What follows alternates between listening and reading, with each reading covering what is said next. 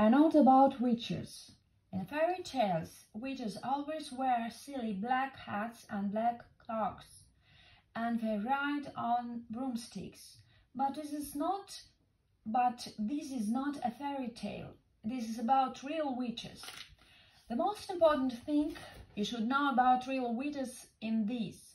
Listen very carefully. Never forget what is coming next.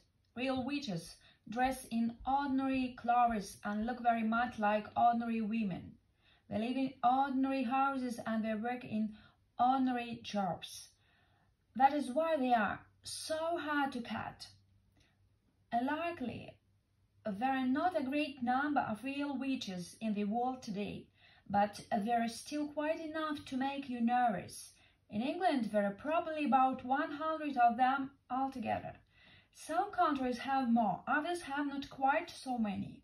No country in the world is completely free from witches. A witch is always a woman. I don't wish to speak badly about women. Most women are lovely, but the fact remains that all witches are women. There is no such thing as a male witch.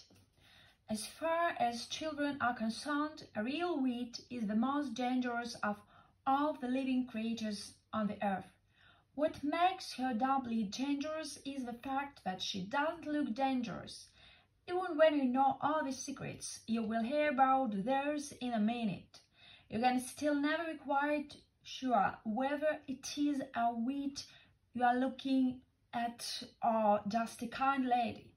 For all you know, a witch might be living next door to you right now, or she might be the woman with the bright eyes who sat opposite you on the bars this morning. She might be the lady with the dazzling smile who offered you a sweet from white paper bag in the street before lunch. She might even, and this will make you jump, she might even be your lovely school teacher who is reading these words to you at this very moment. Look carefully at that teacher. Perhaps she is smiling at the absurdity of such a suggestion. Don't let that put you off. It could be part of her cleverness. I'm not, of course, telling you for 1 second that your teacher actually is a witch. All I'm saying is that she might be one. It is most unlikely, but, and here comes the big but, it isn't impossible. Or if only there were a way of telling for sure whether a woman was a witch or not, we could round them all up and put them in the Met grinder.